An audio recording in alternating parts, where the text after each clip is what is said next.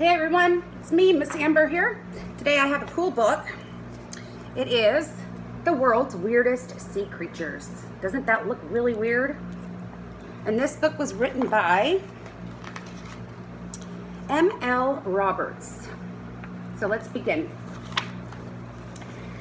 Go fish. This is the anglerfish. People aren't the only ones who like to go fishing. The anglerfish has a natural fishing pole, a special fin that grows out of its head, and it's a blob of bait, and it's called an esca, and it dangles from the end of the pole. When fish pass by, they mistake the little bait for a worm or a shrimp, and they come closer to the anglerfish's mouth, and then the anglerfish opens his mouth and gobbles up the fish. So, in most species of anglerfish, the male does not have this fish-catching fin, so he has to rely on the female to find his food. He bites another female's body, and he hangs on to her for the rest of his life. And if he doesn't find somebody to hang on to, then he will die. This is an anglerfish. Next we have No Bones About It, the squid. Squids are part of a family called mollusks. Mollusks have no bones. Instead, their bodies are protected by a shell. A squid's shell is inside of its body. A squid doesn't swim like ordinary animals do. It's jet propelled. The squid fills folds in his body with water and then shoots it out through a special tube beneath his head. And this helps the squid make a speedy getaway from predators. A squid can also squirt a cloud of ink into the water to hide from other animals. And if all else fails, the squid can just try to blend in. He can change his body color to match the rocks and the sand around it. Squids have 10 arms, which are covered with sucking discs. The squid uses it to catch the fish, and then he chews it up with his powerful jaws and his tongue that is covered with teeth. Ooh, that's very interesting. His tongue is covered with teeth. Okay, let's see what's next. This is called the skate. This creature looks like a large flat disc as it cruises along the sandy bottom looking for fish, snails, and clams to eat. Its thin tail acts like a rudder, and it also contains electric organs that help the skate find its prey. The skate sucks its food through a tube on the front of his head, kind of like an underwater vacuum cleaner. They can grow to be up to 6.5 feet long and weigh up to 100 pounds. Wow. The skate, like a skateboard.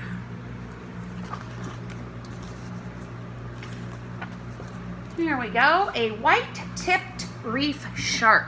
Now I want you to know that I've actually seen one of these when I was scuba diving off the island of Molokini in Hawaii, and we all had to get out of the water. Sharks have a bad reputation as vicious people-eating killing machines. While the white-tipped reef shark is very dangerous to other fish, you will be glad to know it doesn't usually attack people. Whew. Sharks have incredible sense of taste and vibration. A white-tipped shark can sense even tiny amounts of blood in the water, and it can pick up vibrations many, many miles away. These sharp senses help the shark locate injured fish and move in for the kill. The white-tipped sharks live around coral caves and reefs. They like to keep warm, so you can usually find them swimming in the tropical waters of the Pacific Ocean. A white-tipped reef shark. What is next? This is called a lobster. Imagine wearing a suit of armor every day of your life. The lobster does. Its stiff shell doesn't grow along its body, so every once in a while the lobster crawls out of his shell and grows a new one. During its first year, the lobster may shed its shell as many as 7 times. Lobsters can't see, hear, or smell very well, so how do they find out what's going on around them? Their shells are covered with thousands of hair-like bristles, and these bristles can sense the slightest movement in the water and keep the lobster in touch with the world. A female lobster can give birth up to 90,000 babies at a time. It's as good Good thing mom has so many babies because most lobsters are eaten by fish and other lobsters before they're a year old. Yes, the lobster. Right. And like on the cover of the book, we have this. It's called a arrow crab. Hey, Mr. Crab, what long legs you have. The arrow crab's thin legs help it to scuttle along the ground when it is looking for food or running away from an enemy.